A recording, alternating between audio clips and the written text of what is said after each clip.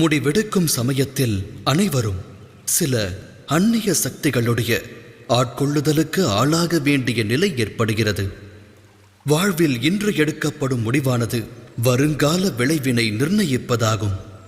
அப்படியென்றால் நம்முடைய வருங்காலம் பிற சக்திகளின் தாக்கத்தால், மற்றவரின் விருப்பத்தால் அமைய வேண்டுமா? நம்முடைய பரிபூரண வாழ்வும் மற்றவரால் வழிநடத்தப்படுமாயின் வாழ்வின் விளைவு என்னாகும்? பரந்த உலகத்தில் ஒவ்வொருவருக்கென்று தனித்துவமான ஒவ்வொரு விருப்பம் இருக்கும். ஆலயத்தில் வழிபடும் பக்தன் தானம் தா என்று வேண்டுவான். அருகில் நிற்கும் கள்வனோ தான் களவாடுவதற்கு நல் வாய்ப்பை தா என்று வேண்டுவான்.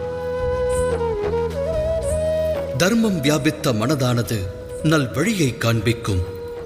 அதர்மம் வியாபித்த மனதோ தவறான பாதையில்தான் இட்டுச் செல்லும். இறைவனிடத்தில் ஒருவன் சரணாகதி அடைந்தால் அவனுக்கு சுகம் என்னும் பிராப்தம் கிடைக்கிறது. சரணடைந்து அச்சுகத்தை பெற வேண்டுமாயின் அவனுடைய மனதில் தர்மமானது வியாபிக்க வேண்டும். எனில் இறைவனை மனதில் நிறுத்தி ஒரு முடிவினை எடுப்பதற்கு முன்பாக அனைவரும் மனதில் தர்மத்தை ஸ்தாபிக்க வேண்டியது அவசியம் அன்றோ? சிந்தித்து செயலாற்றுங்கள்.